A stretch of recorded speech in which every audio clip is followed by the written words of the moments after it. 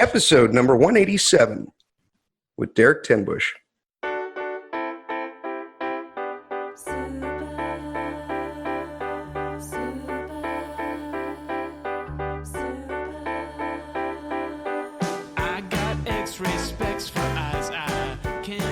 Welcome to the Heads Up Poker Podcast. This is Steve Barton. This is Mike. There we go. And I'm here with Derek and Mike. How the hell are you guys? I thought we'd let the superstar talk first, but I wasn't ready. I wasn't prepared. I was gonna thank KB for coming on, Steve, but doesn't he just, before his Twitch stream starts, just kind of walk around the house in his underwear, stopping to play video games? Pretty much. I don't think we're not interrupting anything. Let's be honest. No, we robbed some underwear time from KB, but that's about it, I think. Or sleep time, one of the two. Usually I'm waking up right around now, but I get up early just for you guys. Oh, okay. I apologize. Thank you then. Well, thank you, sir. We appreciate it. No problem. Anytime. How's Vegas treating you? How are you liking it out there? Vegas has been good. It's weird because, I don't know, like when I came out here, everybody was like, oh, you're going to play so much live poker. It's going to be great. All these tournaments, blah, blah, blah. I think I've played, not counting the World Series, I think I've played 2 live tournaments.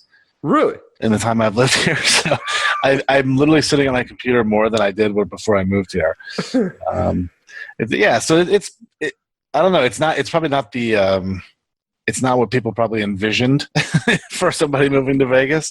Like, we don't really go outside very much because it's 110 degrees. And yeah, if even to go a step back, like rather than, although it seems maybe a dumb question since you're a poker player, but not like, how's Vegas? Why Vegas? Yeah. I don't know if people asked you that because you are an online guy, and Vegas is not. Well, I'll just let you answer the question. Yeah. So basically, it all started because my wife and I wanted to sell our house. My son had gone to college. She didn't want to clean a house that was built for more people, and there's only 2 of us, and we're wasting all this space. So she's like, I want to sell the house. And I said, okay, well, I'm cool with that. The question is, are we selling the house and buying something here in North Carolina, or back there in North Carolina, or are we selling the house and moving somewhere? And she goes, I don't know. What do you want to do? And so we kind of started talking about places to move, which is basically the exact same thing we did when we went to North Carolina. We had never been to Raleigh. We had no reason to move there. We just did. So we started kind of doing the same thing, like saying, okay, well, where can we go? And we don't like cold. So that basically eliminates half the country. And we don't like the deep south. So we got about 5 states to choose from. And my wife was like, well, would Vegas be good, like from a business standpoint for TV and poker and all that stuff? And I said, yeah, I mean, it would be good, but it's not at all necessary. Like, I'm not a live guy and I can play online here. And she goes, well, but it would be like, she didn't use these words, but basically asked, would it be like moderately plus EV? Like, and as you can imagine, not anything in those terms. But I said, yeah, I guess it would. She goes, all right, Vegas it is. So that's how you heard it. There wasn't like a big plan. Like, it wasn't.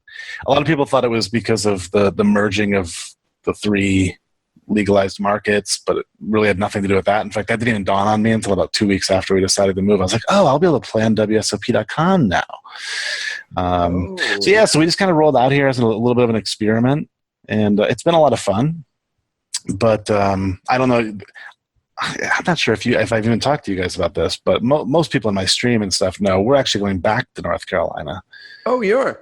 Yeah. So weird sort of chain of events. Basically got a really good opportunity to go back and be involved in a distillery. And you guys know how much I like my whiskey. Right up your alley. Yeah. So I was like, you know what? This seems like a really good opportunity, probably too good to pass up. We hadn't bought anything here yet. We actually hadn't made an offer on a house, but they turned us down. So we were like, maybe it was sort of fate that we didn't buy a house. So now we're actually building a house back where we came from. We'll be going back sometime around like late October, early November, probably. Okay. Why don't you tell us the real story? Your wife slapped you across the head and said, I don't like it out here. We're going back. I went busto. And you whimpered and agreed to it. Yeah, I will say that I don't think she's been as big of a fan of Vegas as I have, but that was definitely not the motivating factor. In fact, we actually started looking at different places to go to. We started looking at like Austin, Texas, Portland, Oregon, just kind of like a different change of pace. But like I said, then this opportunity came up. We're like, okay, this seems like a good thing to do. Right on. What are you going to be doing? Marketing for him, or? Yeah. Yep. Okay. I'll be handling all the marketing, PR, website stuff. Basically what I was doing for the brewery before I came here. I won't be involved with the brewery anymore, but pretty excited to learn like a whole new industry. Yeah. Be kind of a cool little experiment.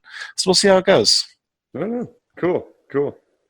Awesome. So do you feel, what are your thoughts now? You're like, kind of like, oh my God, what a waste of time to come out here. Or are you just like, well, it's fun, a new experience. And, Yeah, it was basically just a cool adventure. I mean, as you know, I basically come out here every summer anyway. So the first 2 months is just kind of what I would have done regardless. And I kind of was joking with my wife. I'm like, let's just pretend it was a really fun 8-month-long vacation, which is basically what it turned out to be. It's been really fun to sort of just explore because every time I come here, I mean, you guys know how it is. You come, you rent a house or a hotel room, and you basically see the inside of your room and the inside of a poker room. And that's really all you ever do. Maybe you get out to like Top Golf, or maybe you go golfing one day, or maybe once you go for a hike or something. Yeah. But for the most part, you just never leave the casino. So this has been a lot different because we've been hitting the lake, we've been going up in the mountains, we've been hiking out in the desert. Okay. Just kind of exploring different places, different things to do. So like I have a new appreciation actually for the Vegas area. Turns out it's actually more than gambling, which is weird. Yeah, it is. And that $10,000 you spent on moving expenses back and forth, it's like that's what you lose on ACR in a month, anyways. It doesn't really matter. Yeah, my Shark Scope graph is way worse than my life graph, so it's okay. And really, the funny thing is we really didn't spend very much because we basically sold, gave away, or donated everything we owned. With the exception of some like pictures and my guitars, like a few important things that are sitting in a storage unit back in Raleigh. Mm-hmm. And then we basically just loaded up 2 cars and drove out here. So it was gas money and like your lucky chair, a few hotels. Yeah. And my chair. We took 2 cars. I've seen it on your Twitch stream. Yeah. Basically everything we owned fit in my Jeep because my wife's car was the 3 dogs. So everything we own in this house that we're in right now fits in my Jeep Wrangler. Wow. Okay. So you are complete hippies that can just go at a drop of a dime. That's cool. Yeah. I kind of was living the Carlos life for a little while. That's the way I looked at it. I was just like, I don't own anything. I'm just in this car driving across the country. This is cool. Kind of liberating, huh? Yeah, I think I tweeted or posted on Facebook or something at some point about how I never realized how freeing it would feel to own nothing. Yeah. Especially once our old house sold, then we really owned nothing, and I was just like, wow, this is so cool. So like when we go to leave here, I mean, from the minute we start packing to the minute we're like in our cars driving, it probably will be like 15-20 minutes. So great. I mean, I'm staring at what I own, and it's basically all on my desk. So, so it should be. It'll be cool. I'm looking forward to the next chapter, whatever it might bring. That's cool. I met a guy last weekend. I went wine tasting, and I've met him before once in Thailand, and ironically, right after we record this, I'm going down to Mexico with him. He's super into. Just a real smart dude when it comes to finances, and he really wants to learn the stock market game. He knows more than I do about it, so I'm learning from him. But he found a guy that teaches it locally here in Santa Barbara, just about half an hour from me. And it's an expensive class. It's one weekend. It's $5,000. Mm-hmm. But this guy's basically a day trader. I talked with him on the phone for an hour, and it sounds so similar to poker. Pattern recognition, like seeing the trends, watching the graphs, like knowing when to, even if the stock is falling, knowing the points, when to sell and then when to buy, because there's going to be little uptakes, little ticks going up on the way down, Right. And that's a game that I've always wanted to learn and master. And I think this might be just enough to get me to do it. Are you much into that, KB? Do you have like a bunch of stable stocks or? Not really. My wife and I have this really weird method of investing. So we obviously have we have 401ks and IRAs, like all the boring mutual fund stuff and whatnot. The only stocks we've ever bought there might be some exceptions, but pretty much the only stocks we've ever bought are things that we like used and we're like, wow, this is really cool. So like, we bought like eBay kind of early on, although I will say we didn't hold on to it nearly long enough to make as much as we could have. We bought Netflix, we bought Sirius satellite radio, a couple others like that. And that's all we know. That's all I know about investing. It's the same way I buy Bitcoin. I'm just like, or any cryptocurrency. I'm just like, folding coin? That sounds cool. Give me a few of those. Yeah. And luckily, we have actually done pretty well on some things, but it's really just been a combination of luck and the fact that the whole market has just been going up for like 10 years. So it's been relatively easy. Yeah. But I've never day traded. I've never I don't think I've ever bought a stock and sold it within a couple of years. Like I've always just held on to stuff. That's what I do. And this guy, he basically, he says you kind of have to master the day trading stuff before you can get into what he calls swing trading, which is, you kind of buy something and then you set your watch for a month and a half and then check on it again and then watch it for a week or so and then find the right time, Mm-hmm. He said he hasn't been able to teach anyone like swing trading right off the bat. You kind of got to master the day trading first. And so basically my thought with this is, how much of this is going to cut into my poker time? But I think it could be a lot more lucrative than poker. It's just another game you have to learn. Yeah, and I also assume it's probably not quite as much of maybe not. I was gonna say it's not as much of a time commitment. It could even be more of a time commitment in terms of like, I guess, research time and things like that. But it's not like when you sit down, you are committed to a 10-hour session, like you are with tournaments or something. So, or at least you hope that it turns into a 10-hour session. Yeah. I assume it's something where you can kind of be like, okay, I'm just gonna find one thing to trade today, and you can spend a couple hours doing it and be done. But I don't know because I'm pretty clueless on that stuff. He said he watches only 12 stocks, and he says, he just looks for the patterns in those stocks, and those are the ones that he trades during the day. But if you wanted to only watch 3, then it's less of a time commitment, but it's going to take you longer to learn. It's like anything else. Can you devote 5 hours to poker a week, or can you devote 25? Right. Same thing. But it's, I think I'm going to do it. I'm going to take it with my buddy. And I think it'll be fun. Nice. You'll have to let me know how it goes. Yeah. I'm excited. I've made some money in the stocks, but I think, like you, KB, I don't really have any kind of system. I'm just like, oh, this guy told me about advanced micro devices, and the trend for the last 2 years is it's been going up. So I'll just throw $1,000 into there, and well, it's still going up. Okay, I guess that was good. Pretty funny. Yeah, that's pretty much the story of it's not completely unlike the way I approach poker. You would think that a guy who is an owner of a training site would spend way more time studying, but I pretty much just hit the register button and hope for the best. Maybe this is going to be the one. Click. Yeah, I think this looks like a winner. Yes. But well, how's TPE going? I love that series that Big Dog just put out. Yeah, TPE has been really good. Added a new, probably since last time I was on with you, maybe we've added 2 pros because, I don't know. We've added Assassinato fairly recently, but I might have been on with you since then. Yeah. And then we added Jason Smith, who's Snost and Lost on Twitch. He's been a really cool addition. His first series. He's good.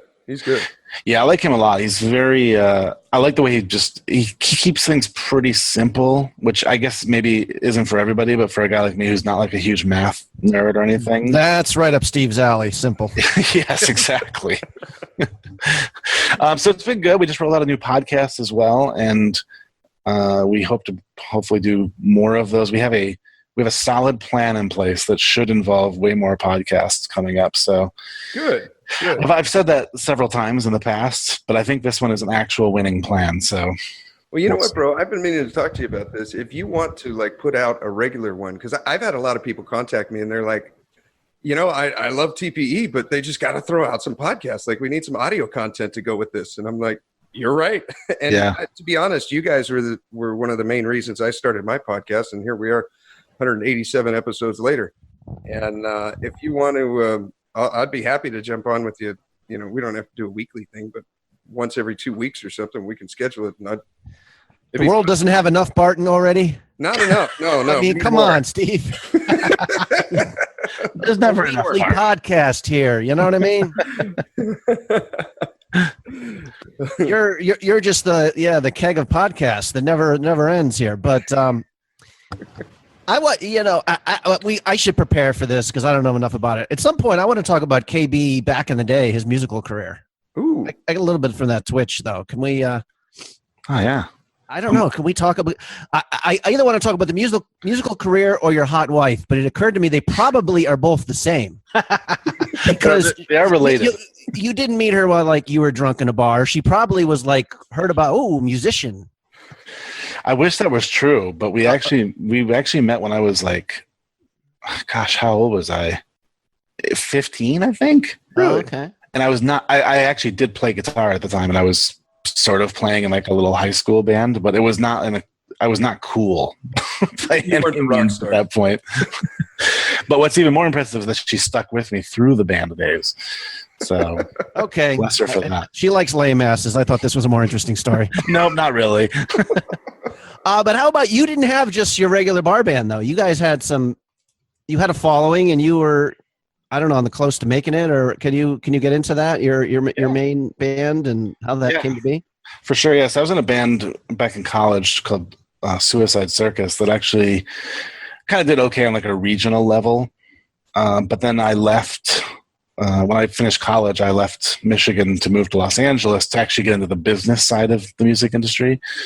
And then two of the guys from my old band moved out there as well. And we kind of just started getting together to write songs, basically. We had no real intention of like forming a band or performing or anything like that. We were basically just my guitar player had some recording experience, and he was like, let's just write songs. It'll be fun. We just literally hang out in his bedroom, smoke cigarettes and drink whiskey and write songs for like 8 hours. And then we eventually got so many songs together, like, man, maybe we should just do like one show. So we, got some other members, did a show, did a second show. Next thing we knew, we were performing in Hollywood pretty regularly. We ended up signing a deal with a relatively small label, but they had a ton of money. They were called 2K Sounds, and they were actually a subsidiary of Virgin Records. So we ended up signing a deal with them, put out 2 albums, toured the country a couple of times. Really? Played a bunch of big shows. Oh, so you were a rock star. Well, I knew you had a band. I didn't know you went on tours. Cool. Yeah, rockstar is definitely a big word. But I mean, find them on YouTube, right? If you and the albums are still on iTunes and all those other places you can buy music these days. You were the lead singer, guitar player. Oh, you were the guitar player. Okay. Yeah. The bass or electric? Rhythm guitar. So I did some lead stuff. So what kind of, were you guys kind of a Guns N' Roses hard rocker sort of band, or? Yeah, we were definitely sort of from that ilk. Like that's kind of what we were in college. We had, we were all a little older once we got this band together. So we kind of rolled in that like Buck Cherry sort of scene, Gotcha. That sort of post 80s hair metal sort of style. But it was a lot of fun. I mean, I had a great time. I always say that I think I hung up my guitar at exactly the right time, like leaving Hollywood and stopping playing, because I was getting older and it was getting harder and harder to do just physically, but also just like the abuse that kind of lifestyle takes on you mentally, right, emotionally, and physically. Just like touring and being, if you weren't rehearsing, you were out in Hollywood handing out flyers for your show, or you were playing shows, or you were recording, and you're just like, I had a full-time job at the time. My son was like 5 or something. Okay, you were already a dad at that point. Yeah, that changes things, obviously. Yeah. Were you sleeved with tattoos? What's that? Were you sleeved with tattoos yet? Is that where you got them in your rocker? I guess I had tattoos before that band started, but not as many. I think that basically that sleeve is like sort of it's like a timeline of being in that band, because I probably started getting more tattoos right around the time it started, and I haven't gotten one since it ended. Huh. So yeah, it was kind of around that time. I've actually wanted to get more, and it was one of my plans when I moved to Vegas, because my tattoo artist is in California. Mm-hmm. So I was like, oh, I'm in Vegas. I can just drive down there for the weekend and get some work done. And then, best laid plans. Of course, that hasn't happened, and probably won't before I leave. How about the bandmates? Were you guys still 2 years into it, getting along, or was that kind of a problem that was maybe sucking the fun out of it a little bit? No, I mean the core group, the other two guys who who basically the only two guys I've ever really been in bands with in my whole life. We're still amazing friends. They were in my wedding. I still see them all the time, talk all the time. Okay. And we never had really any strife amongst the three of us. Now, we did go through like 2 bass players and 2 drummers. Our first bass player actually was sadly was a heroin addict and ended up committing suicide. So we replaced him, had some of your normal issues with that guy, had some issues with our drummer, but never anything no crazy drama. It wasn't like you listened to Neil Diamond for the first time on a road trip and said, boys, we're taking this all in a new direction. No. It was mostly just things like, okay, we've been stuck in a van together for like 7 days. I don't like your face anymore. Sure. I'm sure if we ever got together and talked about it, like none of us could even remember maybe not even remember having an argument, but if we could even remember one, we wouldn't know what it was about.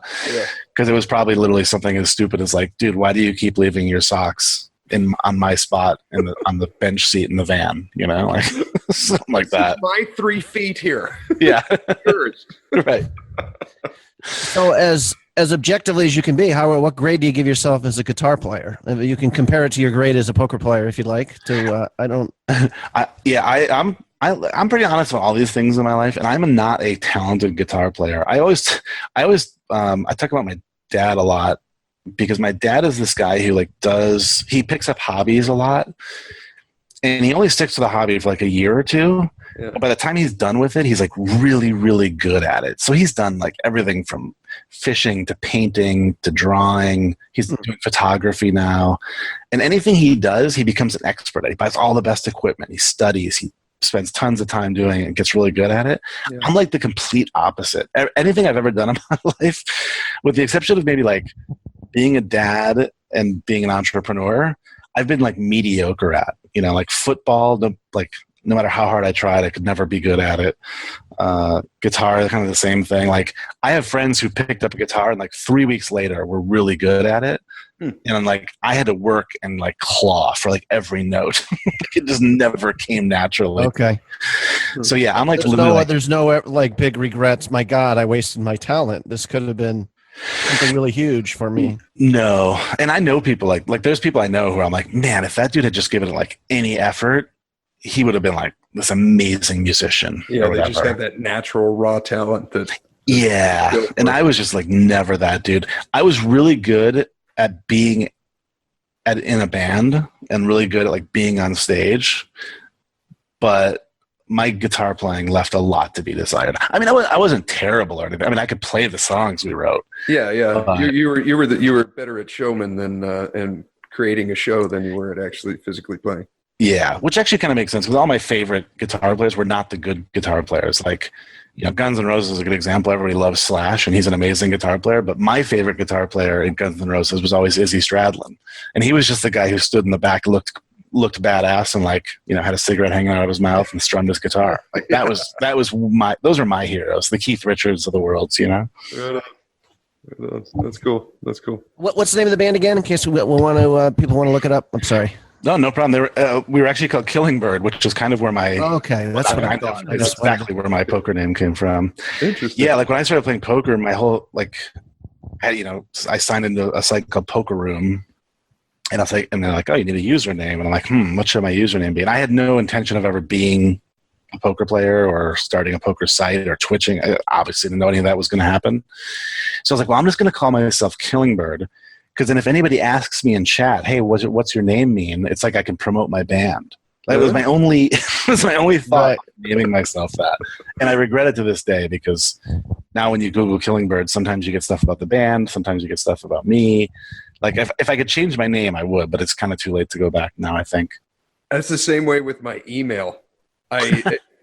S. Barton was taken, and S. Barton 1 was taken, and then I ended up like throwing in a T at an inopportune time just to change it, and I hit it, and I've had that email for 15 years now, and about 7% of the time, they forget the T. And I never get the damn thing. And I'm just like, I'd love to like change it and just pick, Steve Barton at Yahoo or whatever. But Yeah. I would have to undo so much crap and so many passwords. Yeah, that's a pain in the ass. Email. It's like, I thought you were going to say you wanted to open a chicken farm, so your email was cock lover or something like that, and you've been stuck with that for 15 years. Pet a chicken in the basement.com. Right on. So you guys are building a house out in North Carolina. Are you going back to Raleigh?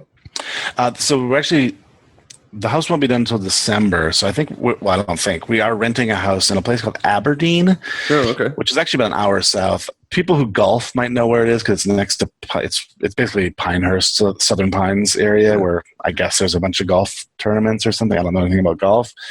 So we needed a place to sort of crash for a while. So we found this house. It's really hard to find houses that will accept 3 dogs. Yeah. So you kind of have to be flexible. So we'll be an hour from where we're actually moving, but we're just kind of looking at that as like another 2-month vacation. Yeah.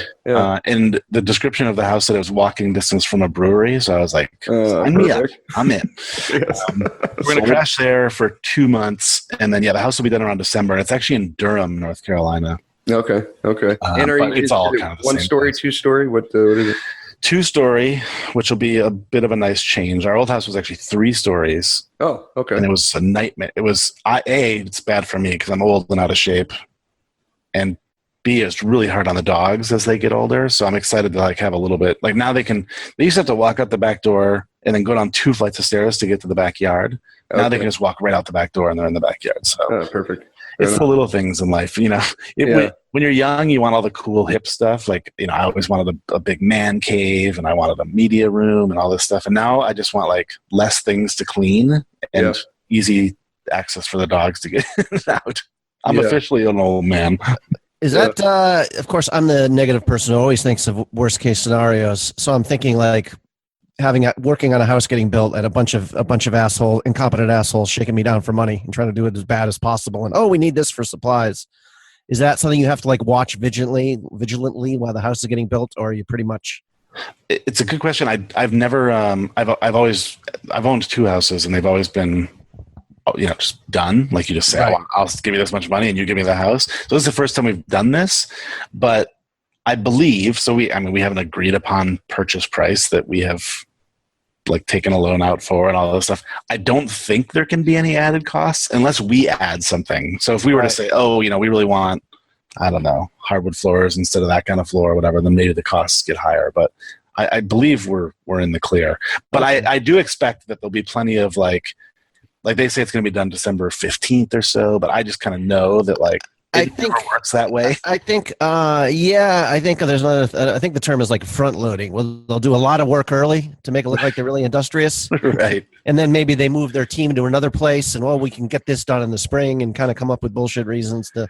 That might be the bigger frustration. I mean, you'll probably just get a decent crew that'll do it timely and get exactly what you want. But yeah, that's what I'm hoping for. But I'm definitely prepared for the possibility that we need to find another place to live in for a while we wait for it to get done in like January or February. Yeah. Was there any, in terms of blueprints for the house, was there any, like the wife wanted a big kitchen and you like, no, let's just get, I want a hot tub instead. Like what you do with that last 10% of money, you know what I mean? Yeah, not really. The only thing we really changed from what they had kind of already planned for the house was that in the room that will be my office was going to be carpeted.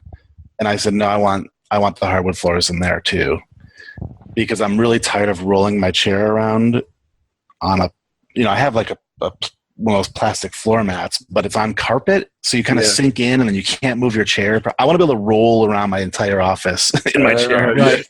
So I said, yes, hardwood floors. But if I remember it, that's the only thing we really changed that I can recall.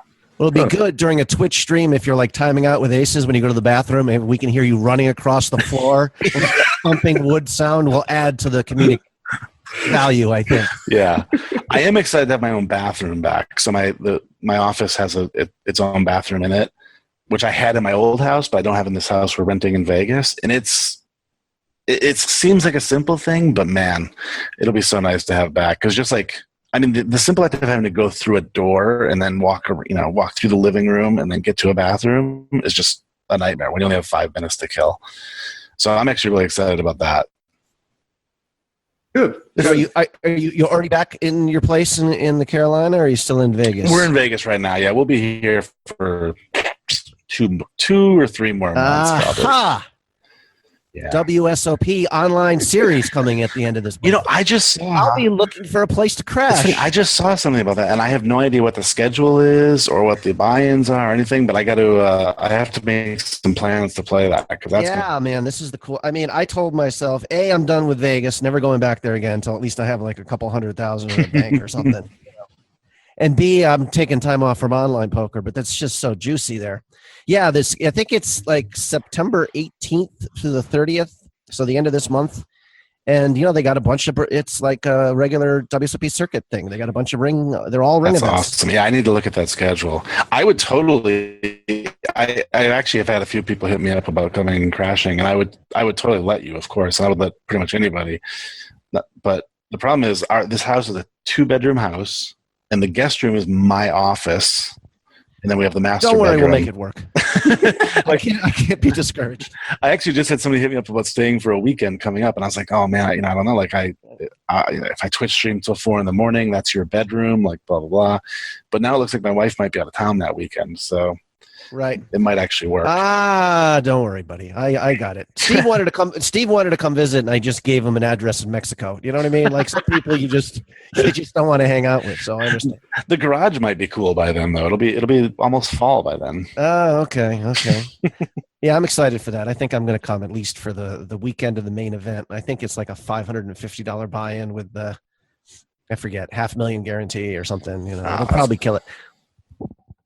Yeah, I'm going to try to post. I have been having a really frustrating WSOP issue, which has been driving me crazy, which is that whenever I start playing, like, I log in, I fire out my tournaments, I'm 2 hours in, and then all of a sudden I'll get the error message saying, you are not in Nevada. You cannot play at this site from outside the state or whatever. I'm like, I'm still sitting in the exact same place I was sitting when I registered 2 hours ago.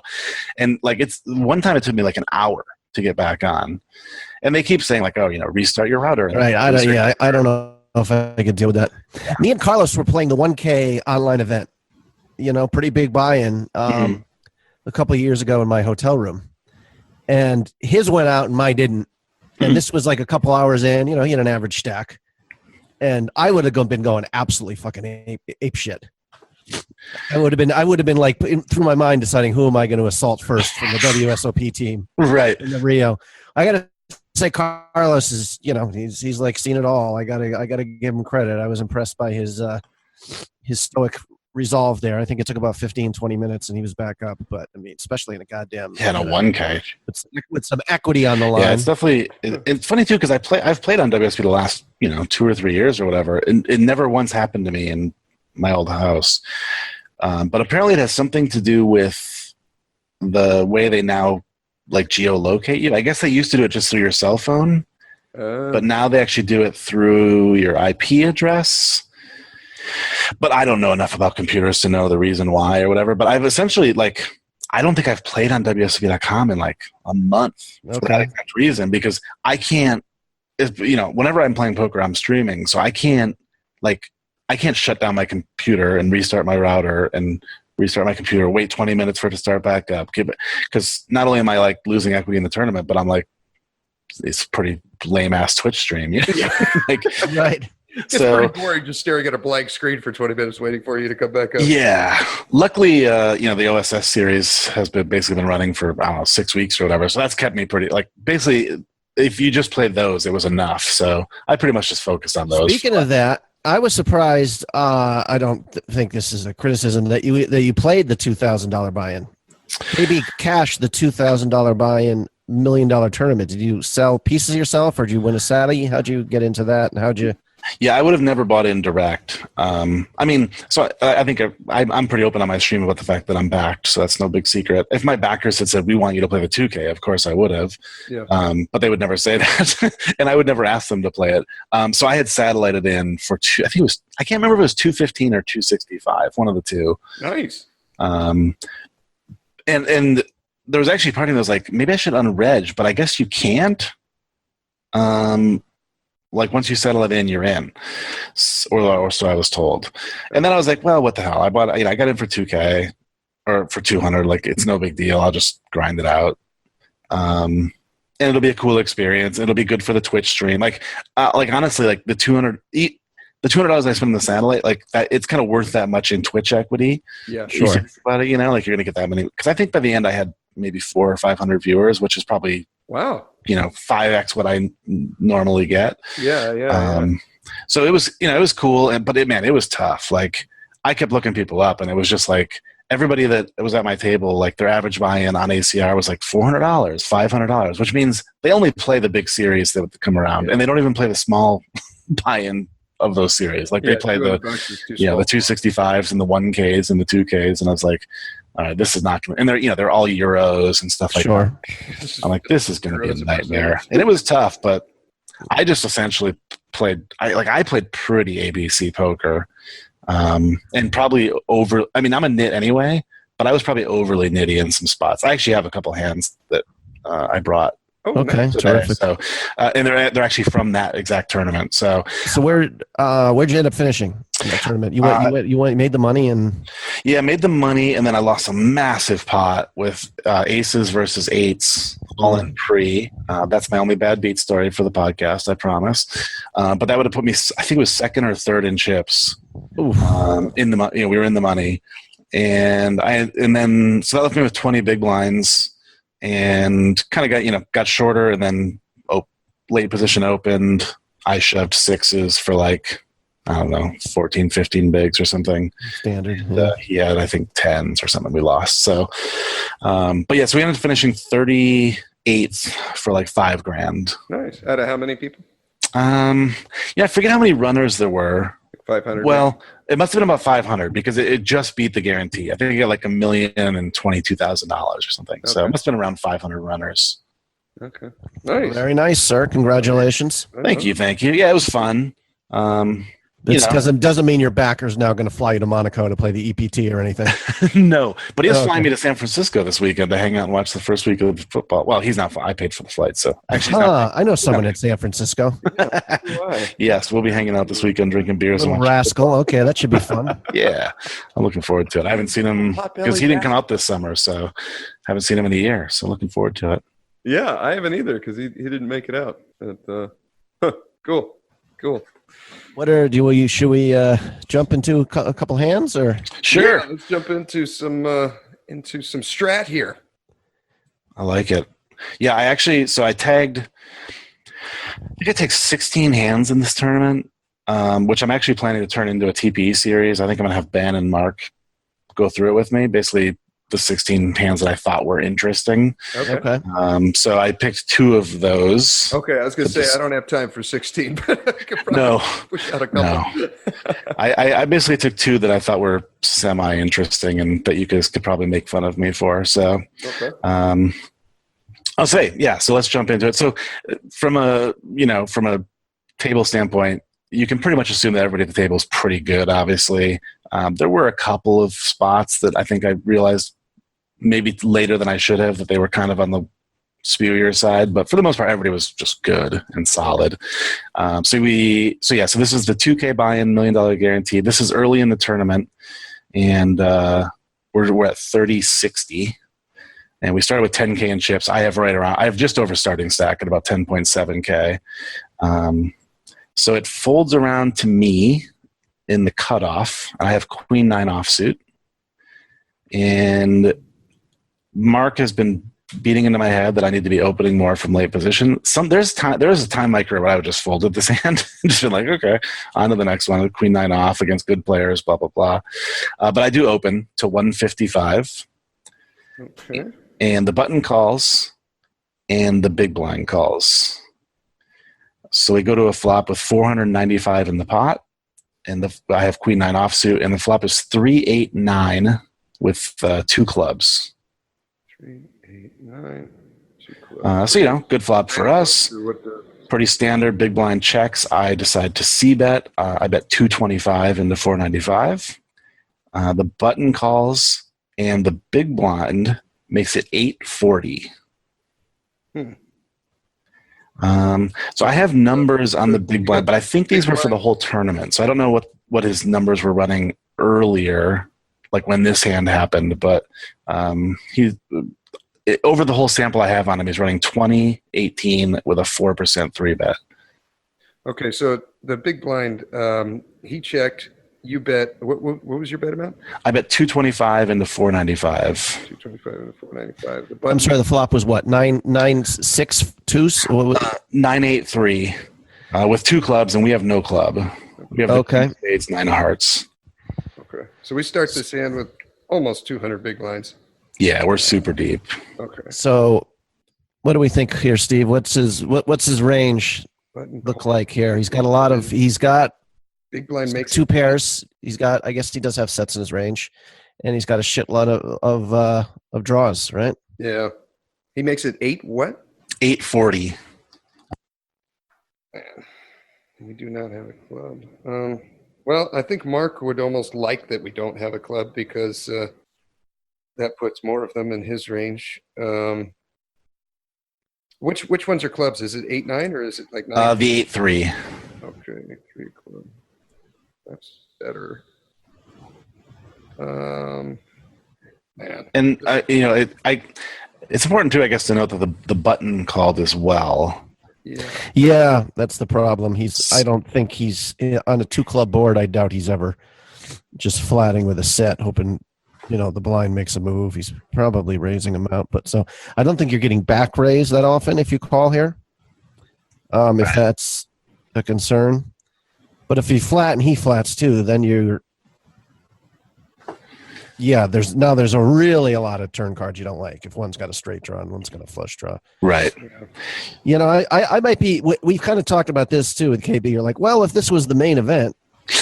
Right. Those spots where like here you're not rebuying.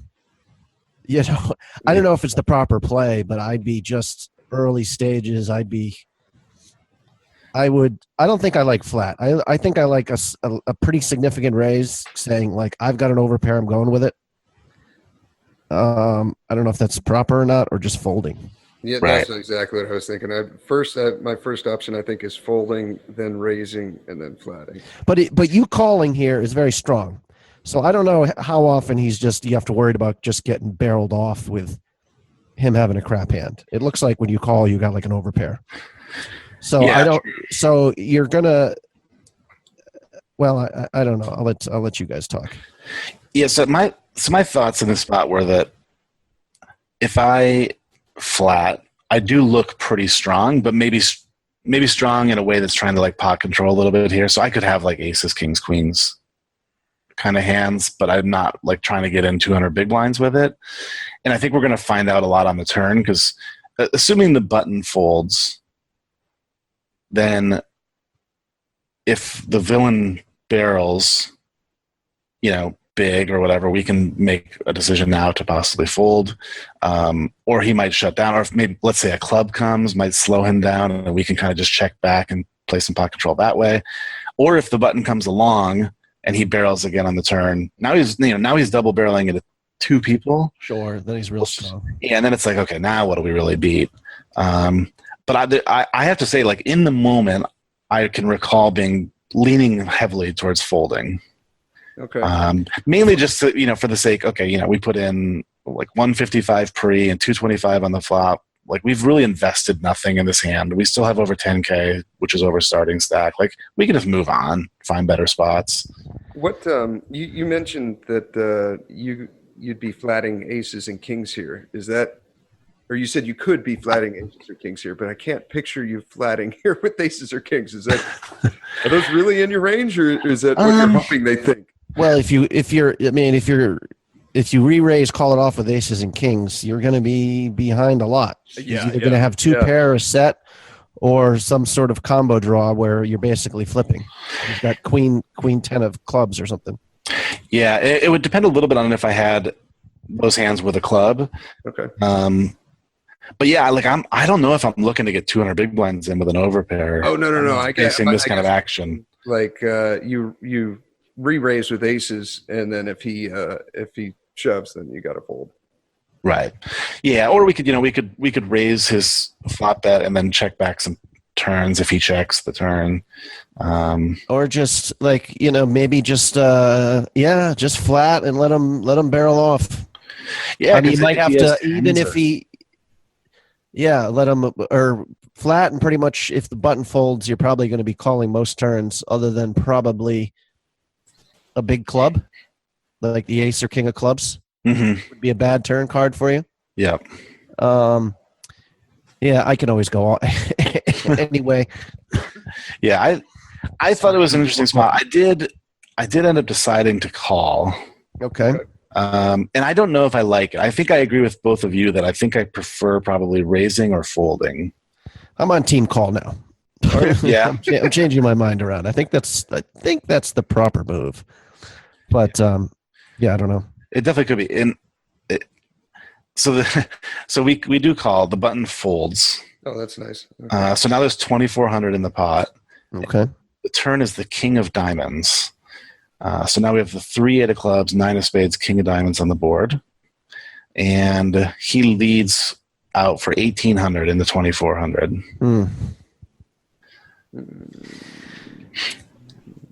I don't know. See, on this site, especially with the bigger buy-ins, these are always the spot in the flop. It's like, there's so many like GTO guys who are just gonna, you can, like, you say to yourself, well, it's only 600 more, but they can put you to the test for your stack. Right. You know what I mean? Which is almost, if you call here, would that be 3,600, 5,000 in the pot? Not quite your stack. So this is the spots you get in. Jeez. Of course, you block top set. Yeah. But with the flush draw out there, he definitely would probably not be slow playing a set. So we can't take deuces and eights out of his range, right? True. 3s and 8s, yeah. 3s and 8s. And I think he can still barrel this card with some like combo draws, like Jack 10 of clubs, Queen 10 of clubs. I think he can still barrel those because now he's picked up even a little bit more equity. And I wasn't like, this hand is weird for a lot of reasons, and I'm really excited to talk it through with you guys, but also to get some feedback from my coaches, because I think I played this hand unlike I would almost ever play a hand, and really unlike I would play a hand in a 2K. Because I'm a little shocked I didn't fold the flop, and I'm super shocked that I don't fold the turn. What do you click it back here, or do you just call? I just called. So you bet 1,800. You called 1,800. Yep. Okay. How much is on the turn? So now there's 6,000 in the pot. 6K. Yeah. Do you think the turn sizing is? I guess he'd probably be betting his whole range that way. Like if he had a set, would be more likely to bet, I don't know, 1,400 to maybe keep you around a little bit even. But I guess with the flush draw and the straight draw, he would probably be betting. I'm just trying to think if the pretty large bet sizing was a factor at all. I think when I call his check raise on the flop, I think he knows I have a pretty good hand, whether it be a big draw, whether it be, I think it's at least top pair. So I think, so if he has a flush, let's say he has the nut flush draw or he has the nut straight draw or whatever, I think he knows I have a hand I can call another big bet with. Okay. Just because the weak stuff that I have that I'm gonna bet on the flop, I think I would just fold to his check raise. So if I had like 4 or 5 of clubs or something, I might just fold. What do you do if so you're interpreting his range is stronger here now, which makes you calling a little worse, I think. Right? I think so. I'm understanding what you're saying. I think so that's why I kind of think this hand is interesting, because I actually think my call is not very good on the turn. If you're ranging that way, if you don't think, we didn't bring up the possibility that he is absolute jack shit, that he's got a very low equity hand, that he just decided he was going to play range v range, and I'm the only one who could have 2 pair in this hand, right? Which isn't really true. This is a very interesting spot. I think, I think I'd be leaning towards a call. Now the question is, if he checks to you on the river on the club, I was just thinking about this. This is something I would do in a cash game. Mm-hmm. In a $2,000 tournament, probably not. where like I've got a weak pair, and then they checked me on the river with the club, and like at a 2-5 game with a flush, they're never, when they get there, they're never being tricky on the river. Right. They're scared. Yeah. Of course, they could be scared and call you, I guess. I don't know. But I wonder if a club were to come. I don't know if this was part of your thinking that on some cards you might bluff on the river. Turn it into a bluff. Was that?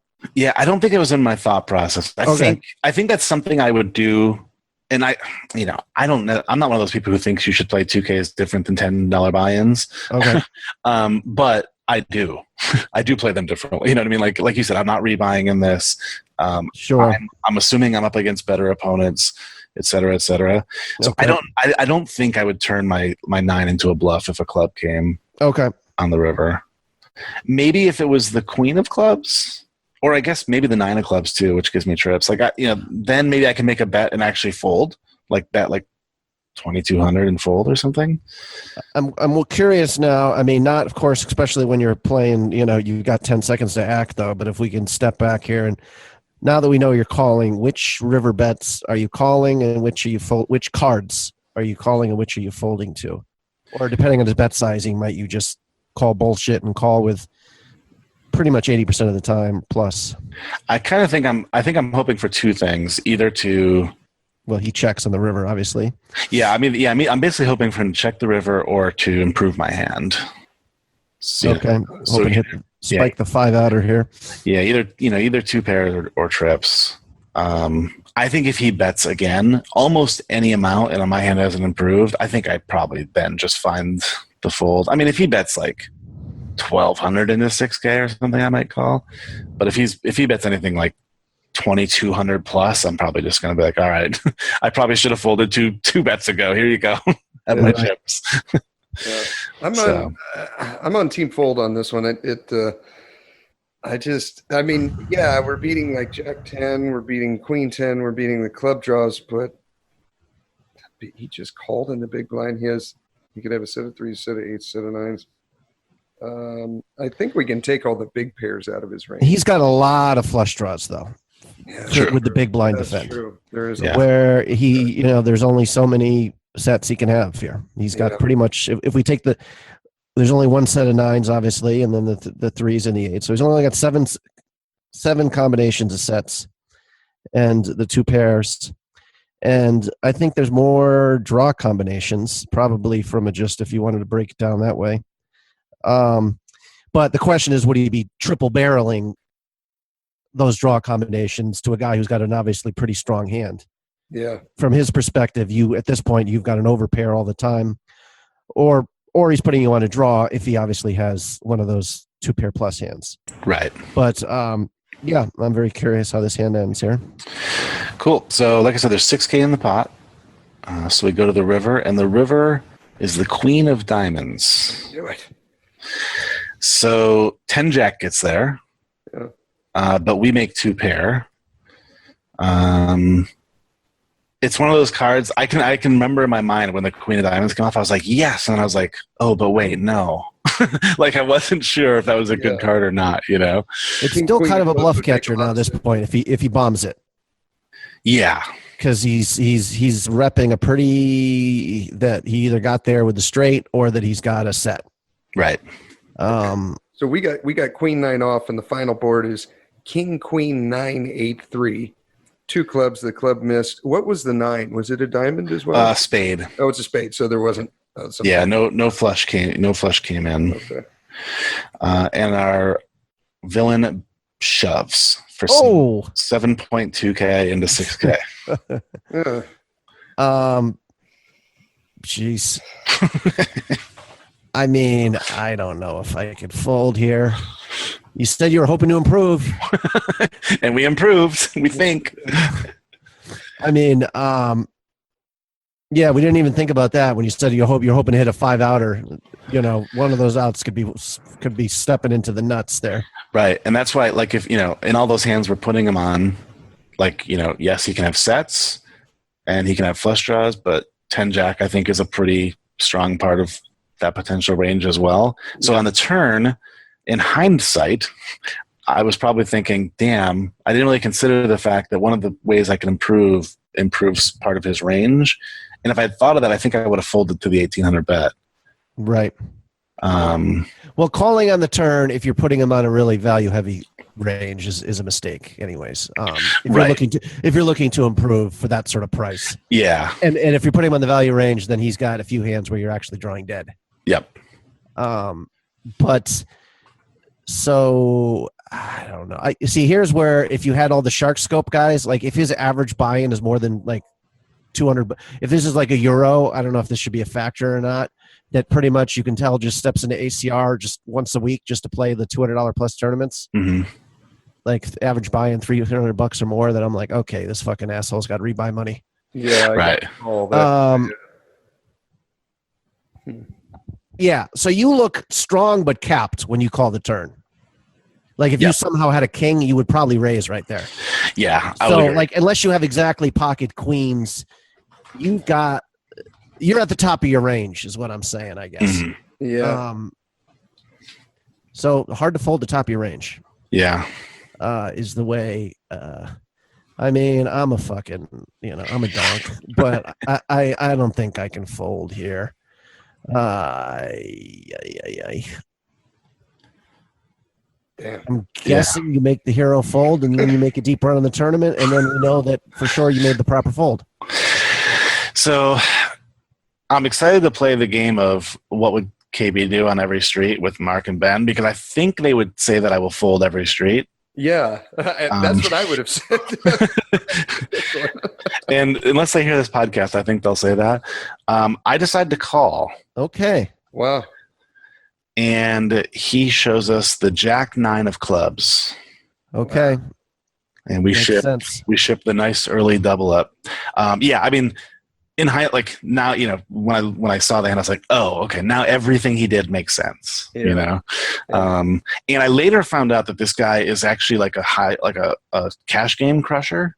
Sure. Like he's always on that beast leaderboard or whatever it's called that I don't know what it means because it's a cash game thing. I don't play cash, but apparently it means you play a lot of cash games, which makes this hand makes this hand make even more sense from his standpoint, and also would have, if I'd known that at the time, I think would have led me more to calling on the river faster. Yeah, I think. I think you got to call the river because I think it's just probably kind of like I said, it's a poker pro. Yeah, who's going to put you on one pair and think you just can't call there for $2,000? I think that is kind of funny. I'm thinking of a line from a movie. There's a Gene Hackman movie. Anyway, it's a heist movie. He's like, well, how'd you figure that out? He's like, I just think of someone smarter than me and I try to do what they do. So in poker, at this point, we should like take ownership of our decisions, but it's always like, what would I think your call on the turn is just bad for your level of thinking, where you're like, I hope I hit two pair here. That just doesn't make a lot of sense. So if that's where you're putting him on, but I mean, I think rationally you could put him on a lot of bluffs, or I guess, I mean, a club draw is not a bluff there for him on the turn, like you say. He's probably picked up equity, or he's already got a made hand. But yeah, I like the call in the river. I thought you were going to fold for sure. Yeah, but I think you have to. Like I said, from his perspective, how he's ranging you, this is like you're at the top of your range here. You're kind of forced to call. Yeah. Yeah, and I think he played his hand really well, and especially if he looked up my shark scope and saw my average buy-in, he was like, "Oh man, this guy's satted in. I can get him to fold I can get him to fold aces here. He's probably not going to fold like kings or queens, but he'll fold aces." Was this? I brought this up with Carlos. Like, how twitching affects your game. Was this before you started twitching this hand? No, this was on stream, which I think Was this a long tank where you were like apologizing kind of to people? Like, I definitely tanked a long time. In fact, I remember thinking to myself, man, if I win this hand and I have chips and I make any kind of run, I'm going to have no time bank left. Like, I think I ran it down to like 17 seconds or something. Okay. So I was a little bit frustrated about the fact that I used my whole time bank, but I was pretty happy to have 20K in chips. Yeah. But it's kind of interesting. It's one of those spots where you're like, where you call and you win, but you still kind of feel like you made a bad call, if that makes any sense. You're like, well, yeah, I was right, but am I going to be, how often am I going to be right in that spot? If I do that 100 times, am I losing money? With him, am I beating most of those or not? Right. Yeah. Well, here's where, like I said, the more meticulous poker students than the three of us would have a very mathematical approach to this. So what are the number of hand combinations on the flop he's doing this, the turn, the river, and at the end, how many are you left with? And even though it's an overshove, of course, you still have to be right less than 50% of the time, really. Yeah. Yeah, because, you got to put $7K in to win, a $20K pot. Right. So you only got to be right 36% of the time, probably here. 40%, Which might be right about the right amount. Like I might be getting just the right price, Yeah. I'm curious. Yeah, like I said, I think he played it properly. I'm wondering if he shoves every river. Like, is there a river that he just like does he shut down if an ace comes on the river? A king would be a real bad card for him, because if I'm him, I put you on a pair, an over pair, 10s plus. Yeah. So if the board pairs on the river, that's even harder for him. The fact that the straight got there. I mean, of course, you could have 10 jack too. Yeah. Sure. But I don't know. I think again, it's from his possession. It's just when you don't raise the flop or the turn, you do not have it better than a pair. Right. And he obviously blocks pretty hard the straight and the flush draws that you could have. Yeah, that's the jack. He blocks the jack 10. Yeah. So more likely your range is much more likely pairs, and it's just hard to call a shove on a river, in a $2,000 tournament with one pair. Yeah, your hand looks like one pair all the way up until the to the river. Yeah. And I like his shove there on the river. I really do. I really liked it after I called. Maybe I don't know, hitting the two pair. Maybe I would. I don't know. That might just be the crying call where you're like looking away from the computer, holding your hand over your eyes, and then hit click. I do remember saying to myself, "Well, if I'm wrong, I have 12 bigs at 36." I'm like, the funny thing is your tank was not even probably thinking at all. Like, oh, do I want to be out of the tournament? Oh, it'd be nice if I win the hand. Oh, geez. Yeah. It wasn't even like, man, I wonder if this, how often he's bluffing here. It was just, yeah. I did the math right now, Mike. You were almost spot on. It was 35.3%. So, yeah. Yeah, I just think when you got two pair, you're good. It's like I said, it's a $2,000 tournament, which is probably even more the biggest buy-in you've ever had for sure online. I mean, they just don't have them that big, So, nice job, sir. I know. Okay. Thank you. Yep. So we got that nice little double up, and not too much later, we play another, what I think was an interesting hand.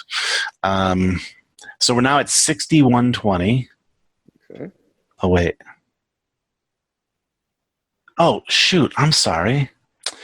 This hand is from a different tournament. Okay. This is the other $1 million guaranteed. I thought you were going to apologize for lying about the last hand. No, I folded. I have no idea what he had. I made that hand completely up, guys. Sorry.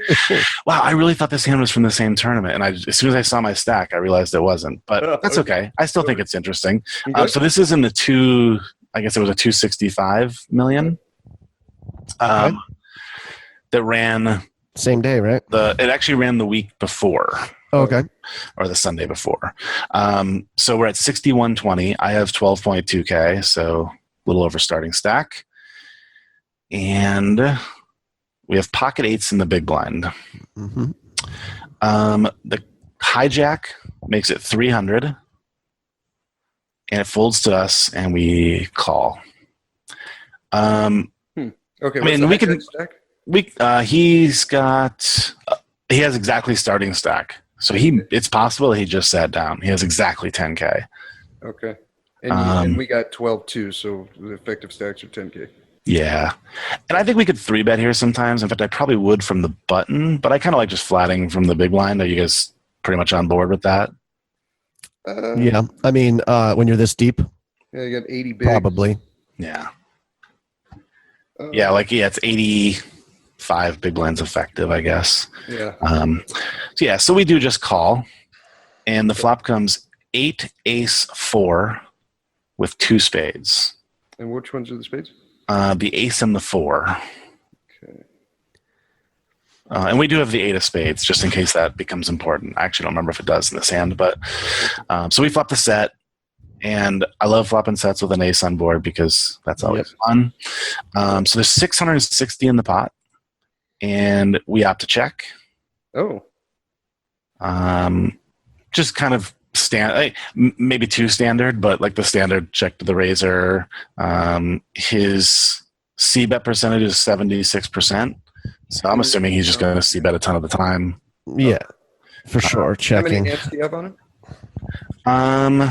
Looks like 23 hands, which probably means we left this table pretty quickly.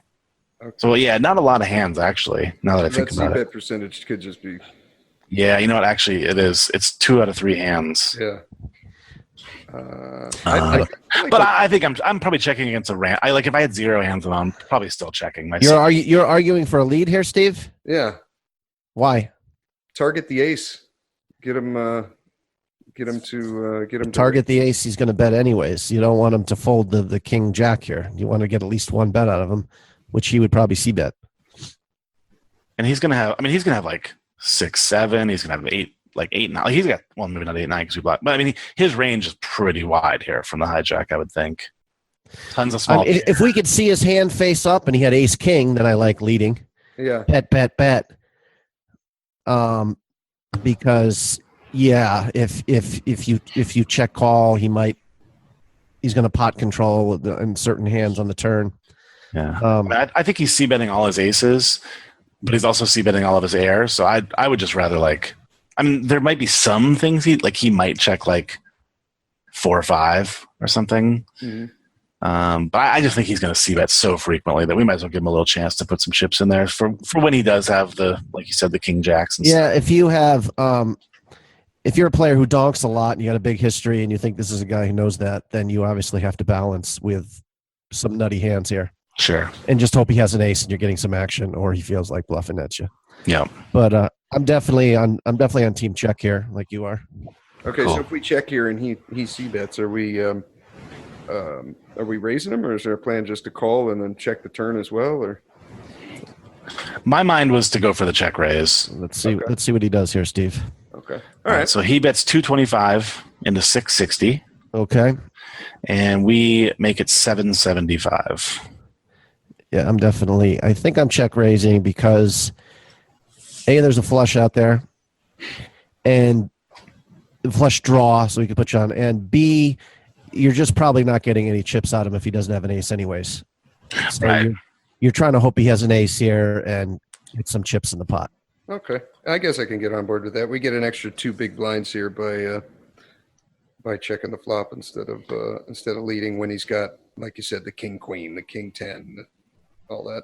Yeah, and I think we can also look like we have flush draws sometimes, so he might even peel our raise with kings, queens, jacks. Yeah. At least one. And they might not call a turn, but I think he's going to call enough, and he's going to call most of his aces. So, yeah, we do the check raise. He does call. So now there is 2,200 in the pot, and the turn is the king of spades. So now it's 8 ace 4 king 3 spades. We have the 8 of spades, so I remember now. This actually does somewhat play into the hand. Okay. And we're first act, so there's 2,200 in. I remember this card and being like, okay, it's not the worst card in the world, but it's definitely not the card we wanted to see, because we did say that if he had something like kings, he would probably peel us one to see if we're going to. Well, I'm not sure how often he's c-betting kings. Fair point. But maybe he is just okay, let's find out where we're at kind of thing. Yeah. I would see from his spot there. But yeah, I don't know if he's calling a check raise with kings. Probably let him go. But yeah, you might be right about that on the king. Yeah, I mean, I'm not too unhappy with this card. First of all, well, again, it's hard pre-ante or when you're this deep. It's hard to count like pre-flop combos. Because again, he could just be opening it, and you don't have a lot of hands at him. So he could just have a shitload of spade combos coming from that position from the hijack. Yeah. So, normally if someone opens and you're like trying to put him on a tight range and like, you're like, well, he only has 10-9 jack queen, that, like you're putting him on like 10, 12 combinations, but he could have more than that. But I think you have to, I'm still willing to play for stacks here. I think, maybe that's a bad mentality, but, I don't know, Steve, what are you thinking? Are you betting here, maybe a little on the smaller side, so you can just call the raise if it comes and then evaluate river?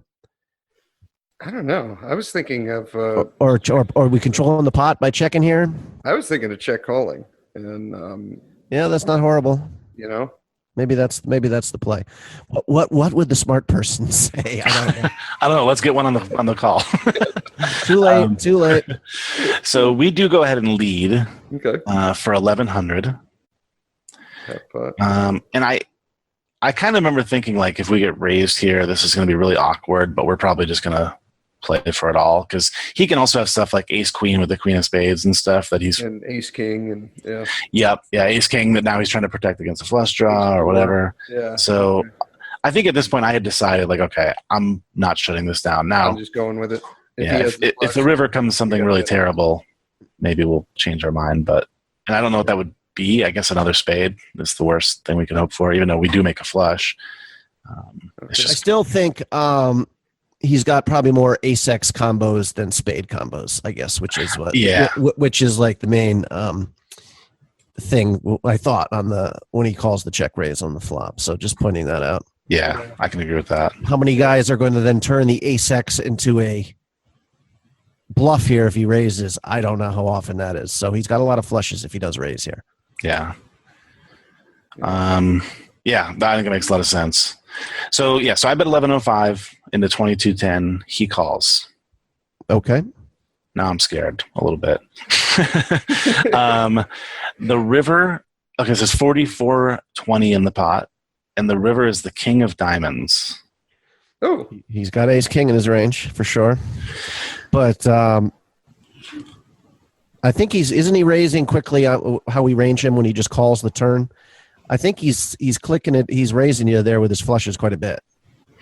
Unless he's just pot controlling the baby flush. If for some reason he's got 7-6 of spades and he's worried about flush over flush. Yeah. But any big flush, queen high or jack high flush, I think he's going to raise there a lot. So I still have him on a very ace-x range with maybe a spade in there. Yeah. Ace of hearts, jack of spades, something like that. Right. Just throwing that out there quickly. So you boat up on the river. Yep. And at this point, I've kind of decided, okay, if he has like a really weak ace, I don't know that we get called very often. Although I might be wrong about that. The king 8, yeah. And I also am thinking, okay, if he has complete air,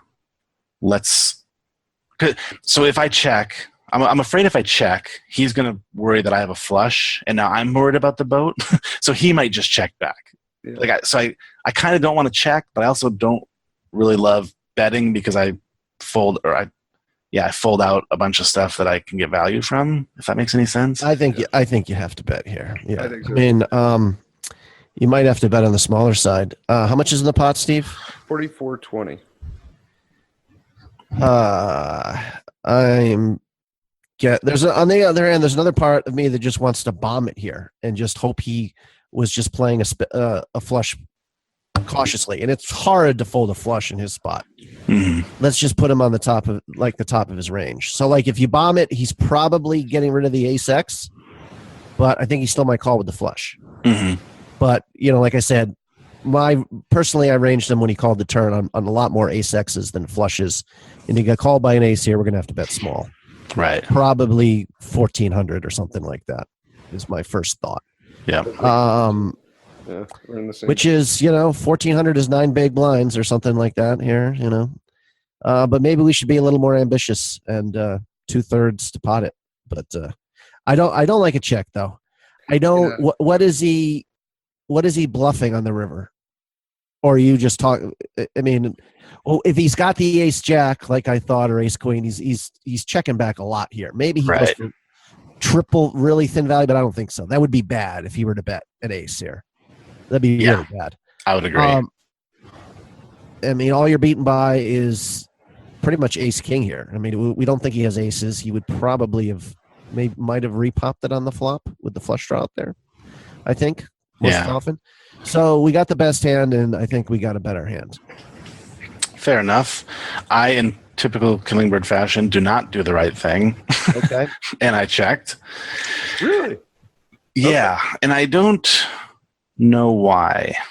I think there's way more arguments for betting for sure than checking.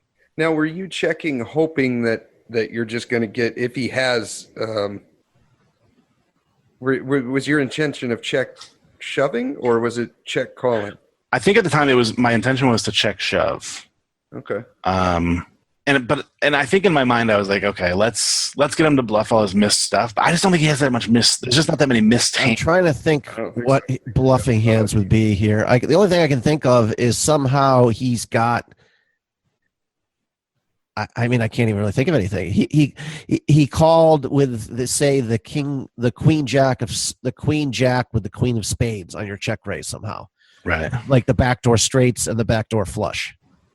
And then he picks up the straight and the flush draw on the turn. But on the river, he only has queen high. I mean, I'm literally like, that's about the only hand I can think of. Yeah. I mean, maybe he comes up with something interesting on the river here. Or maybe you save your tournament life because he's got ace king. But, king eight. Yeah, I just think it's a bad check. But what happens when you check to him? By the way, I agree that I think it is a bad check. So yeah, I check. He bets 34.45 into 44.20, and we have 10K behind. So I'll give you a little bit into my mindset at the time. I go for the check raise. At least I think that was my intention. But I don't think I was expecting such a big bomb. You know, I was expecting something like 1,800 or 2,200. And when he goes for 3,400, I'm just like, wow, does he really have aces or ace king?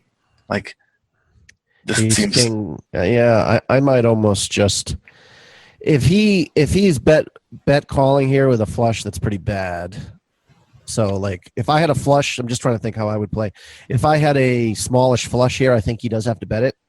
Mm-hmm. But I think it's a bet fold from his spot. And again, it's like, I think it would be, for that reason, I'd be betting like 1,700. So when he's bets big, it looks really polarized. Like somehow he does have some shit hand, which we can't really think of. Or he's got a boat. But I might just call, although that would be really nitty, and Mark certainly will mock you just because he likes mocking people. Yes. Ben might disagree. Not sure. Yeah, I think what you said at the end is exactly what I was thinking at the time. And I think I actually remember saying this on my stream. When he bets so big, I feel like it's very polarized. So it's like aces or ace king, or it's shit. And if it's shit, he's not calling when I shove. So I'm winning the same amount by shoving. Right. I'm winning by calling. But the times where he does have aces and ace king, it really sucks. So I might make the nitty just call here, just to. But if you do shove, are you losing value? Is he calling with a flush at a time? That might be one of those where the guy's yelling at himself in front of his own Twitch stream, going, "Why did I fucking bet so much? Now I'm all, you know." Yeah, now I got to call because he only has 4,300 behind. Right. Yeah. I guess he's supposed to call with a flush there. Maybe. Looks like, you know. So if we jam, there's 18K in the pot, and it's 4,300 for him to call. So it's kind of one of those. It's like really, I don't know. Like we could definitely be losing some value.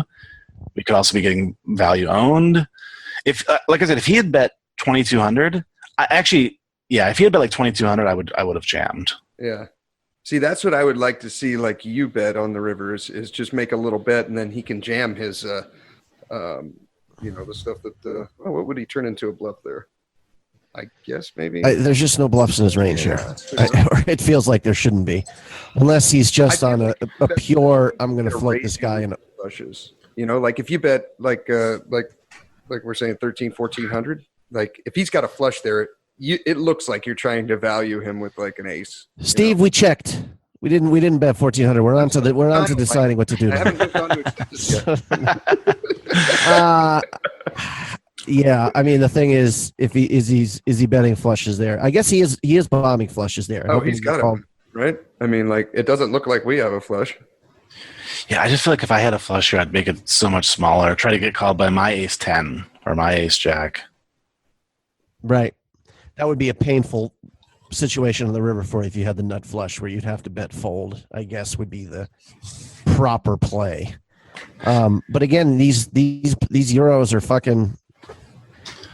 Yeah, they're always putting people in tough spots. They'll shove it here with the nut blocker, King X, just knowing you do not have the nut flush. I mean the nut boat. Right.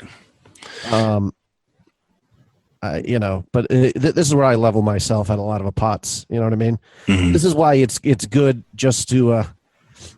You don't want to watch too many Daryl Jace videos, frankly, because you start thinking of all the exotic ways you can, outplay a guy in position. Right. I do remember very specifically saying, I think like maybe 10 minutes after this hand happened, I remember saying something about how when you've been running bad for a while, you start to assume that they just always have it. You start to see monsters under the bed, I think is what I called it. And so he does have the ace king then, I guess. Well, let's find out. Okay, just for the record, I'm going to ship it here on the river and hope to get values. If somehow he has a king and just is just clicking buttons, then you get called by that. I think you get called by a flush. Yeah. And maybe even now ace queen's probably folding. Ace queen should be folding to that, but just for the record, I think Steve should change his email to cocklover because I think it's amusing. So I decided to just call. Okay. And he shows us the 6-7 of spades, which congrats to Mike because he actually named that hand a little earlier as some potential stuff. And we find ourselves spending the next 10-15 minutes going, damn, why didn't I shove? Yeah, I mean, if he's good, if he's real good, he's supposed to fold that river because you just don't have any bluffs. You've got a bigger flush or you got a boat. Yeah. Or, unless, again, if you're both on like 9th level poker here, you could be shoving with the ace and the queen of spades, knowing you have the blocker to the nut full house and the nut flush draw. But he's getting such a price. He might just be calling, like, fuck it. If one of those, you just look at the math real quick and he's like, Jesus, he only has to be bluffing 19% of the time here or something. Right. Yeah, I'm surprised to see him bet that flush to bomb it. Because what is he expecting? What worse hand is he expecting to get called by? Right. That's exactly my thought. When he made it so big, I'm like, wow, he actually has it. From his spot, I don't like, I think that's a bet fold from his spot. And when you bomb it, you're in such a horrible spot. Yeah. I think if I'm in his spot. And so you kind of level yourself a little bit here that the villain just played it poorly, I think. But like I said, we kind of took some of these, or at least, I think we were on the same line where we took some of these flushes out of his range when he bombed it. It kind of looked like a full house or some sort of piece of shit, right. Which, but I don't know if we played the river properly. I don't like it turned out to work well because he bombed it, where if you bet 1,500, obviously you just call. Right. So you made 2,000 in chips by doing that. Yeah, this is going to be one of those spots where Mark goes, well, you played it terrible, but you ended up getting the most money. Good job. He's always like, I don't know how you do it, but you play your hands as bad as possible and somehow get. I wonder if this villain was on the level of, well, this is kind of a mergy bet because now I can get him to fold a better flush. Yeah, it certainly could be. I do wonder if he's folding to my shove. I mean, because like you said, I have no bluffs. Yeah, it's impossible to put you on a bluff there. It really is. But it's like in game when you're 6 tabling and you're just getting like a fucking ridiculous price and you're like, I hit my goddamn hand. Yeah. You maybe make a frustrated call when you look at it afterwards. again, the better players see everything within that very small frame of time, so they're already thinking of these things. Right. If I'm playing well, I can fold to your shove. Certainly, if I'm that guy. Yeah. Yeah. I think most pros will. Yeah, I think especially with re-entry tournaments, you kind of always have to factor in that re-entry aspect and realize that a lot of these guys are willing to fire like 4 bullets into the millie or more. You know, Sure. This is kind of like you were saying earlier. This is the classic. Well, if it was the main event, like if it's the main event and I shove on him on the river, I check shove on him on the river, I'm folding in his shoes. Yeah. But because your tournament life's so important. But in this, yeah, it's just one button away from having a starting stack. Yes.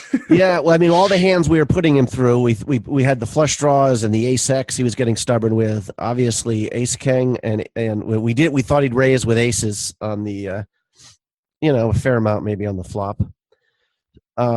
So there's really not that many combinations of ace king, and there's everything else. So that would be a good argument for shoving the river there. Yeah. I like just flatting the river. Frankly, I don't know if it's proper, but that's what I would have done. Well, we'll find out. Hopefully, in the next. Well, maybe we'll run this for PO Solver. I don't own PO Solver, but give it a try. Yeah, I'd like that. The funny thing is, you can kind of move up the poker evolutionary. Talk. First, you ask me and Steve, then you ask Carlos. Then you ask Ben. I don't know who's ahead of Ben. You know what I mean? Like eventually you move and there's like an answer. Right. Yeah. like actually, maybe you talked about it with your dog this morning. And then me and Steve are next. You know what I mean? Then the mailman. You know what I mean? Like first it was my wife. Honey, they called me with 7-6. Honey, should I have shoved here? Steve, before I forgot, KB, I don't know if you listened to the last one with Steve and Carlos. It has probably the greatest 2 minutes in podcast history, any podcast. Wow, I haven't listened to it, but now I need to. Steve, it was just so bizarre. Carlos is talking about, I don't really mocking you, Steve, but it's one of those things where just 2 people are on such different planes. Carlos is talking about his new, wanting to be on a plant-only diet. And he's explaining, well, it's for health reasons, but it's also, for moral reasons. I saw some videos of what goes on in these slaughterhouses, and Steve's like, you're right. When I killed a deer, and he's like, it just tastes so much better, and you feel so much better afterwards. So Steve was thinking that Carlos was saying the slaughterhouses are unsanitary. Yes. Like Carlos doesn't want to see hapless animals slaughtered, and Steve starts talking about slaughtering them in just a more healthy manner. But in a slower way. Yeah. They die slower and more painfully. So then Carlos you can tell, doesn't want to embarrass Steve, by the way. Like if it was me saying that, he would just jump all over and let me know that I'm an idiot for missing the point. He's like, yeah, no, I get it. And then Carlos gives actually Steve a second chance to get it. Where he's talking about, he's like, I do this kind of for selfish reasons. I feel better about myself. Carlos, again, is saying he's not killing the animal. And Steve's like, you're right. He's like, you feel much more connected to the animal when you kill them yourself. And then Steve tells this story that I swear to God is like out of some sort of fucking druggy haze that someone comes up with. He's like shooting a deer and describing how this one didn't die immediately. And like it was like struggling and standing, and Steve went up to it and said, don't worry, it's almost over. Him and the animal connected in some sort of cosmic way. And then he drank the blood, and he put I don't know what to tell you about this, Steve. It was uncomfortable, and it was fascinating, and it was just bizarre, and I don't know if I'm making too much of it, but I was listening to this. I'm like, this is like these guys worked this out ahead of time somehow. It's funny too, because I'm thinking of all my friends in the world, and the one that would be least likely to ever take a gun and shoot an animal is Carlos. Right. Like of all my friends in the world.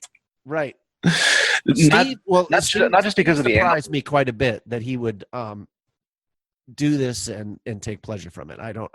But the other hand, again, Steve, not a moral judgment, but it's funny. My buddy who owns Beyond Meat, which is like a big company in the whole vegetarian thing. Mm-hmm. His argument has only been hunters should be allowed to eat animals because they know what they're doing. Yeah, I do think there's some fairness to that argument. Well, But that's his. Like, if you just get it from a slaughterhouse, you have the hunters. They're doing it for food, and they're currently, they're aware of what they're doing. So, Steve, I don't mean to. Maybe this sounds harsh. It was more funny just because you had no idea what Carlos was talking about. It's really like literally nothing.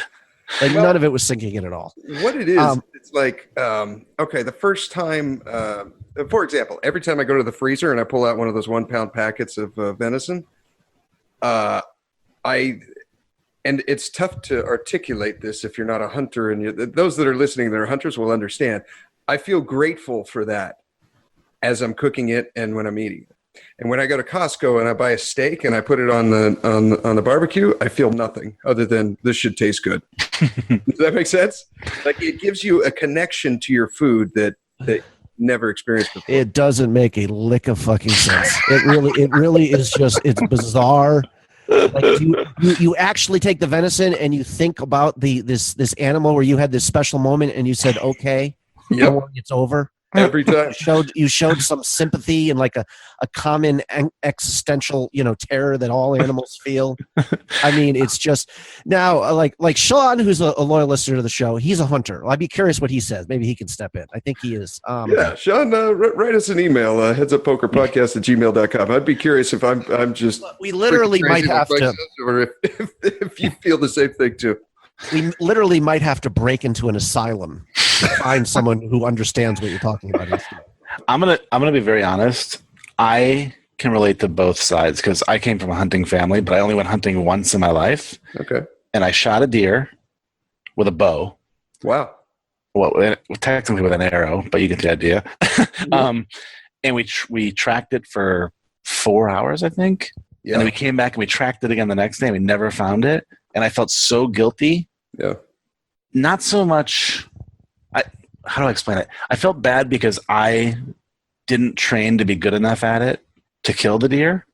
I only was trained to be good enough to injure it, and I felt terrible. But I will also say that when I go to Costco and buy a steak, I feel fantastic. I can't wait to get home and eat. Is this going to be? Yeah, obviously I'm a hypocrite, so I could never hunt because I just know myself. It would fill me with grief, and Right. But it's going to be hard for me to. Although I've had no red meat for over a month now, as I try to change my diet. So I can't. But I've also had 8,000 pounds of meat already in my life, so I can't really. No, Steve, I've heard other hunters kind of say the same thing. The connection with the animals and the nature and all that kind of a lot of the hunters like being in the woods. Yeah, it's a nicer place to be than being in. They're very pro environment and pro animal in their own way, but yeah, it was two people who just. You had no idea where he was going, Steve. It was pretty funny. I really got to go, gentlemen. I'm literally driving to Mexico here in 27 minutes, and I'm standing in my boxers. So nice. Well, dude, okay, Steve. Whatever you do, promise me this: drink a lot of the water. I will. Okay, just I'll go for Montezuma. You guys can get Tournament Poker Edge. Sign up for some free videos. They've got over 10 hours of them. And when you sign up, use the code HUP month, HUP quarter, HUP year. You can be as good at poker as Mike, Derek, and myself. Good luck. Yes. Thank you for Steve, coming on. why are you trolling Poker Edge, for God's sakes? They've got some of the top pros in the world there. Okay, let's just make that clear. It's not just a bunch of buffoons. Okay. A few buffoons too, but this was a lot of fun, Mike and Derek. Thank you guys for coming on, and thank you for tuning in. Here is your weekly motivational speech. If I want a better life tomorrow, I need to start working on it today. Ambition is a minute-by-minute, day-by-day mentality. To have the ambition to work towards a better family life, a newer car, a bigger house, a financially secure future, you have to live it every moment. If living a successful life was easy, I'm sure more people would be successful. If where you are is not what you saw, then what you are in is temporary. What's your dream? The dream is the most valuable, delicate gift you could ever have given to you. And there are people out there that'll try to steal it every single day of your life. We have the ability to live a lifestyle that fits our goals and dreams. You have the ability to put together any type of lifestyle you want in your mind and have it come true. It's an ability that you have, but you need to build that dream up and watch out for the dream stealers.